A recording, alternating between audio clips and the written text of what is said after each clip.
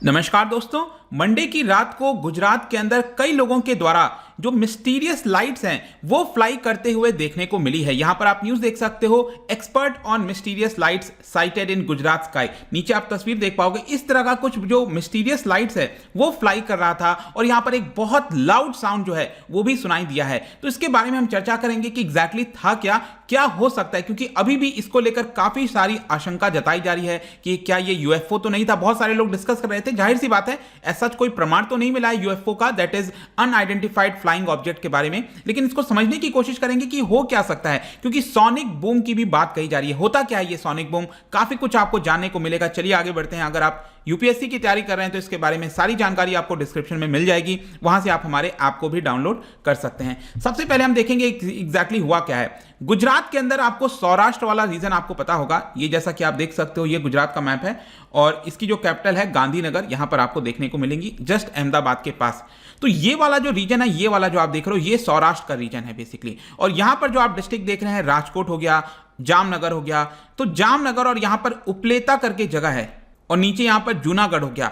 इधर कई सारे लोगों के द्वारा बताया जा रहा है कि ये जो फ्लाइंग ऑब्जेक्ट्स है, फ्लाइंग लाइट्स था जो आपका, वो देखते हुए उनको मिल रहा था और इसी की वजह से जो वीडियोस वगैरह हैं वो काफी ज्यादा वायरल हो गया सोशल मीडिया वगैरह के ऊपर और लोग इसके बारे में काफी चर्चा करने लगे। तो एग्जैक्टली उनके द्वारा क्या देखा गया, देखिए सबसे पहले उन्होंने देखा कि जो लाइट्स हैं, इस तरह का फ्लाइंग लाइट्स जो हैं वो ऑब्जर्व किया गया है, इस तरह से चीजों को देखा जा रहा था। और उसके जस्ट बाद जो है एक बहुत ही लाउड साउंड जो है वहां पर लोगों ने सुना है। वहां पर जो लोग वगैरह थे उनका यही कहना था, जो मीडिया में रिपोर्ट्स आई हैं कि हम किसी का कहना था मैं दुकान से बाहर निकल रहा था तो इस तरह की चीजें हमें यहां पर सुनने को और देखने को मिली हैं।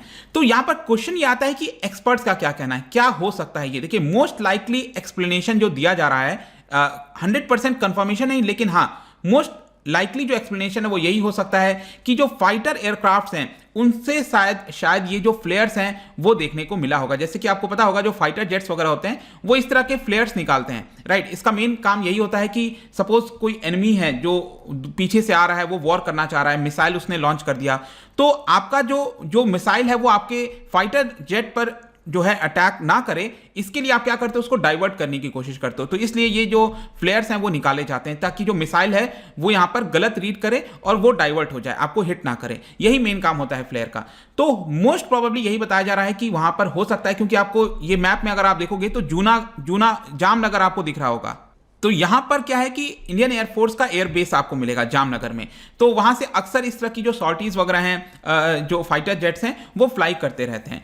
तो ये तो एक पॉसिबिलिटी हो गया। प्लस यहां पर एक और पॉसिबिलिटी बताया जा रहा है कि जो मिट्योर है, सैटेलाइट के जो डेब्रीज हैं, वो भी हो सकता है जब वो हमारे एटमॉस्फेयर में एंटर करते हैं मिट्योर्स वगैरह, तो वो बर्न होते हैं, राइट। तो मे भी हो सकता है शायद ये हो, ऐसा भी बताया जा रहा है। लेकिन जहां तक ज्यादा चांसेस हैं, जो एनालाइज किया गया है नाइट ग्रेजर्स के द्वारा, उन्होंने यही कहा है कि ये फाइटर एयरक्राफ्ट से फ्लेयर निकला होगा। लेकिन क्वेश्चन ये आता है कि ये साउंड क्या था फिर। तो देखिए साउंड जो है, क्योंकि फाइटर जेट से ये वाला निकला होगा, इसलिए फाइटर जेट्स कई बार सोनिक बूम भी क्रिएट करते हैं। मैं आपको डिटेल में एक्सप्लेन करूंगा आगे, डोंट वरी। ये सोनिक बूम होता क्या है, क्योंकि जैसा मैं आपको बता रहा था जो रूटीन सॉर्टीज वगैरह हैं वो आपका किया जाता है अक्सर जामनगर एयरबेस से। देखिए जो डिफेंस सोर्सेज हैं, जो मीडिया में जो भी खबर है अभी तक, डिफेंस सोर्सेज ने ये बताया कि जो सोनिक बूम है वो में भी हो सकता है कि एयरक्राफ्ट के द्वारा किया होगा। लेकिन डिफेंस फोर्सेस का कहना है कि हमें ये नहीं समझ में आ रहा कि ये लाइट क्या था एग्जैक्टली। मतलब लाइट को लेकर अभी भी मिस्ट्री है, क्योंकि कई सारे डिफेंस एक्सपर्ट्स का ये कहना था कि ये वाला जो लाइट्स देखने को मिला है, फ्लाइंग जो लाइट्स हैं,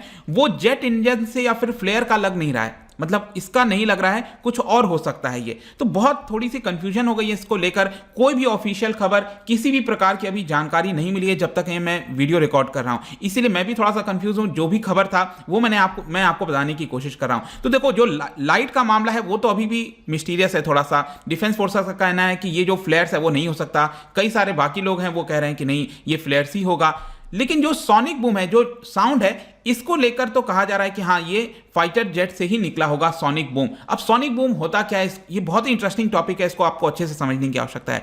देखो जो साउंड जो है, जैसे कि मैं बोल रहा हूं या फिर आपके रूम में जो भी साउंड आ रहा है, तो वो कैसे ट्रैवल करता है, ये वेव के फॉर्म में ट्रैवल करता है। जैसे कि फॉर एग्जांपल तालाब है, पानी है, ठीक है, ये तालाब है, पानी है इसके अंदर, तो यहां पर अगर आप बीच में पत्थर मारोगे तो ये वेव्स कैसे निकलेगा, ऐसे निकलता है। यहां पर आपने देखा है ना, वेव्स इस तरह से आपका निकलते हुए जाता है। सेम उसी प्रकार से जो साउंड है, जैसे आप रूम में हो तो आपका भी जो साउंड का वेव है वो इसी प्रकार से चारों तरफ फैल जाता है, राइट। तो यहां पर कई सारी चीजें डिपेंड करती हैं, जो साउंड कितने स्पीड से ट्रैवल करेगा, कितनी रफ्तार होगी इसकी, ये टेम्परेचर कितना है रूम के अंदर, या फिर एल्टीट्यूड पर भी, ठीक है, ऊपर जितना हम जाते जाएंगे एल्टीट्यूड पर भी डिपेंड करता है कि साउंड वेव कम होगा ज्यादा होगा, वो एक पूरा अलग मैटर होता है। लेकिन आपको यहां पर समझना है, हम बात कर रहे हैं फाइटर जेट्स की, फाइटर जेट से कुछ साउंड निकला होगा ऐसा कुछ बताया जा रहा है। तो देखिए यहां पर क्या होता है ना, जो सोर्स ऑफ साउंड होता है, अगर आप रूम में बैठे हो तब तो ऐसे निकलता जाएगा, आपको कोई प्रॉब्लम नहीं है। लेकिन आपने डोपलर इफेक्ट के बारे में सुना होगा, जैसे कि कोई एम्बुलेंस हो गई या फिर कोई भी ऑब्जेक्ट हो गया जो साउंड प्रोड्यूस कर रहा है और वो आगे मूव करता जा रहा है, तो उसका जो वेव है आप देखोगे तो आगे की तरफ कंसंट्रेट होता है। यहां पर आप वेव लेंथ है ना, ये छोटा छोटा दिख रहा होगा, क्योंकि इसी की वजह से जो यहां पर पर्सन है उसके आगे, एम्बुलेंस के आगे, उसको ज्यादा साउंड सुनाई देती है, क्योंकि फ्रीक्वेंसी यहां पर ज्यादा होती है, हाई होती है। आप देख रहे हो ना, काफी ज्यादा यहां पर कंसंट्रेटेड है ये साउंड वेव। और पीछे क्या होता है, क्यों कम हो जाती है, क्योंकि यहां पर आप देख सकते हो कि इस तरह का आपको साउंड वेव देखने को मिल रहा होगा। यहां पर जो फ्रीक्वेंसी है वो बहुत कम है, क्योंकि वेव लेंथ ज्यादा आपको दिख रही होगी, यहां पर वेव लेंथ ज्यादा है, इस साइड वेव लेंथ कम होती है। तो ये जो कॉन्सेप्ट है बेसिकली इसको डोपलर इफेक्ट कहा जाता है। तो यहां पर हम क्या समझने की कोशिश कर रहे हैं, जो मूविंग ऑब्जेक्ट है वो अगर साउंड प्रोड्यूस कर रहा है उसका वेव कैसा होता है, ठीक है, वो इस तरह का कुछ होता है। तो देखिए जब तक जो सोर्स ऑफ साउंड है, मतलब ये मूव कर रहा है नॉर्मल स्पीड पर, तब तक आपको इसी तरह से देखने को मिलेगा। लेकिन सपोज मैं आपको एग्जांपल के तौर पर बताऊं कि अगर ये एम्बुलेंस अचानक से बहुत तेज स्पीड रफ्तार पकड़ ले, मतलब जिस स्पीड से साउंड ट्रैवल करता है, मैंने आपको बताया ना साउंड ट्रैवल करना वो अलग अलग मीडियम के ऊपर डिपेंड करेगा, किस तरह का टेम्परेचर है, एल्टीट्यूड कितना है। लेकिन एट सी लेवल अगर हम देखें तो जो साउंड की स्पीड है वो करीब 1225 किलोमीटर पर आवर से थोड़ी ज्यादा होती है, मतलब इसी के आसपास होती है, आप यूं समझो 1225 किलोमीटर पर आवर। लेकिन आप जस्ट इमेजिन करके देखो, ये एम्बुलेंस क्या है कि ये साउंड, अब ये साउंड ट्रैवल कर रहा है ना यहां पर इस स्पीड से, अगर मैं कहता हूं कि जो एम्बुलेंस है वो साउंड की स्पीड से भी आगे निकल जाए, तब यहां पर क्या होगा कि ये जो एम्बुलेंस है वो आगे निकल जाएगा, जाहिर सी बात है। जैसे कि आप इस पिक्चर में भी फर्दर देख सकते हो, ये एयरक्राफ्ट है, ठीक है, ये नॉर्मल स्पीड में चल रहा है, मतलब मैक 1 से, अच्छा मैक 1 आई एम श्योर आपको पता होगा कि जो साउंड की स्पीड है उसको मैक 1 से हम रिप्रेजेंट करते हैं, ठीक है। जो पर्सन थे जिन्होंने आइडेंटिफाई किया था उन्हीं के नाम पर रखा हुआ है, तो मैक 1 ये हो गया। तो जब तक मैक 1 के नीचे है तब तक साउंड का आपको फ्लो इस तरह का देखने को मिलेगा, जो नॉर्मल है, मैंने आपको बताया एम्बुलेंस वगैरह की जैसे। लेकिन अगर सपोज ये मैक 1 पर आ गया एग्जैक्टली जो एयरक्राफ्ट की स्पीड है, तो एयरक्राफ्ट यहां पर आ जाएगी, मतलब कि जस्ट कंसंट्रेटेड रहेगा, साउंड जो है एकदम एग्जैक्टली यहां पर देखने को मिलेगा। लेकिन जस्ट इमेजिन करो ये एयरक्राफ्ट साउंड से भी आगे निकल जा रहा है, मतलब साउंड का जो स्पीड है उससे भी तेज निकल रहा है। इसका अर्थ क्या हुआ कि जो एयरक्राफ्ट है वो साउंड से आगे चला गया है। ये आप देख रहे हो ना यहां पर थर्ड वाले डायग्राम में, मैक 1 स्पीड से ज्यादा चला गया है, तो ये आपका साउंड वेव से भी आगे निकल चुका है। और इसकी वजह से आप जस्ट इमेजिन करो, आप इस तरह से भी समझ सकते हैं, सपोज यहां पर एयरक्राफ्ट ऊपर जा रहा है, ठीक है, और ये मैक 1 से ऊपर के स्पीड में, और आप यहां पर खड़े हो, ठीक है, नीचे आप ग्राउंड पर खड़े हो और आपको यहां पर एयरक्राफ्ट दिखा। जब आपको एयरक्राफ्ट दिखता है तो क्या आपको साउंड सुनाई देता है? नहीं सुनाई देगा, थोड़ी देर के बाद सुनाई देगा। वैसे भी लाइट ट्रेवल्स फास्टर हमको पता है, तो एयरक्राफ्ट पहले दिखता है, साउंड बाद में आता है। लेकिन इस केस में साउंड और ज्यादा बाद में आएगा, क्योंकि एयरक्राफ्ट बहुत तेजी से निकल रहा है यहां पर, साउंड से भी ज्यादा, तो साउंड तो पीछे रह गया है, तो साउंड को पहुंचते पहुंचते यहां पर समय लग जाएगा, राइट। तो जब भी कोई सुपरसोनिक फ्लाइट अप्रोच करता है आपके पास, आपको साउंड काफी देर के बाद सुनाई देता है। अब देखिए प्रॉब्लम क्या है इसके अंदर, अब प्रॉब्लम क्या आती है कि एयरक्राफ्ट तेजी से निकलते जा रहा है। अब आप यहां पर फर्दर पिक्चर में देख सकते हो, इसमें क्या होता है ना, जो भी पुराना साउंड है, जो ओल्ड साउंड है और जो नया साउंड है, वो क्या करते हैं, एक साथ कंसंट्रेट कर जाते हैं, आपस में बहुत ज्यादा कंसंट्रेट कर जाते हैं।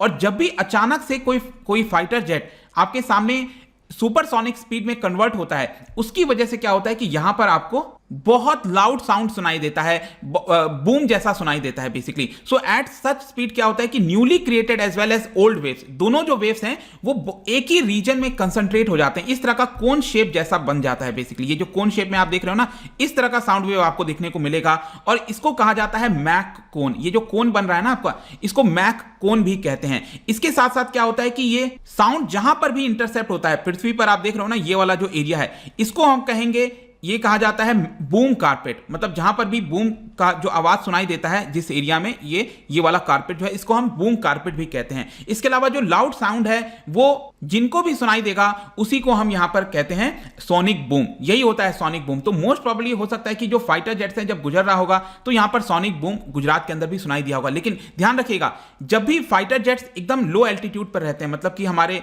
एल्टीट्यूड कोई बहुत ज़्यादा नहीं है, लो नीचे फ्लाई कर रहे हैं, तो उस केस में ज़्यादातर सुनाई देता है, क्योंकि वहाँ पर यूजुअली क्या होता है ना कि उनको फ्लाई नहीं करने दिया जाता, उनको हमेशा यही कहा जाता है कि आप मैक 1 से कम की स्पीड रखिए। अदरवाइज क्या होगा कि लोगों के यहाँ पर सोनिक बूम सुनाई देगा, जो कि थोड़ा सा अच्छा नहीं होता है। मतलब जो लोग पहली बार सुनते वगैरह हैं उनको शायद लगता है कहीं ब्लास्ट हो गया, कुछ हो गया, कुछ प्रॉब्लम हुआ होगा, तो ये थोड़ी सी कई बार दिक्कत हो जाती है। तो यूजुअली क्या होता है कि जो फाइटर जेट जब भी फ्लाई करते हैं तो वो अच्छे खासे जब हाइट पर चले जाते हैं ना, तब वो मैक 1 से ज्यादा की स्पीड अचीव करते हैं, ठीक है। और हमारे यहाँ पर भी आपको पता है जो एयरक्राफ्ट वगैरह हैं, जैसे सुखोई हो गया, वो भी मैक अचीव करता है अच्छा खासा। इसके अलावा आपको जो अभी रफाल आ रहा है उसकी भी काफी अच्छी स्पीड है।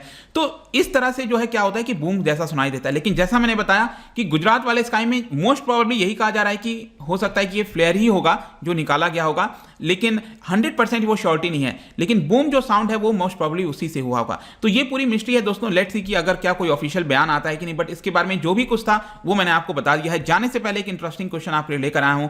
आपको बताना है कि कौन से फिनोमिना की वजह से रात के समय जो साउंड है वो लॉन्गर डिस्टेंस पर सुनाई देता है। जी हाँ, रात के समय जो साउंड होता है वो आपका लंबे दूरी तक सुनाई देता है कंपैरिजन टू डे, ठीक है, दिन के मुकाबले। तो इसका मेन फिनोमिना क्या है, किस वजह से? इसका जो राइट आंसर है आपको पता ही है, मेरे इंस्टाग्राम पर तो मिलेगा ही। वहां पर अगर आप नहीं हो कोई बात नहीं, टेलीग्राम से भी ले सकते हैं इसका सही उत्तर। मैं कई सारे एमसीक्यूज यहां पर डालता रहता हूं स्टोरीज के फॉर्म में, आप जाकर प्ले कर सकते हो। बाकी अगर आपको इसका पीडीएफ चाहिए, अलग अलग सोशल मीडिया पर जुड़ना चाहते हैं तो आ सकते हैं, या फिर अगर आप यूपीएससी की तैयारी कर रहे हैं, किसी भी एग्जाम की प्रिपरेशन कर रहे हैं, डेफिनेटली आपको हमारे कोर्स को ज्वाइन करना चाहिए। आप हमारे ऐप को डाउनलोड कर सकते हैं या फिर वेबसाइट को भी विजिट कर सकते हैं। आई होप कि ये वीडियो आपको पसंद आया होगा। मिलता हूं आपसे next time. Till then, thank you very much, see you soon.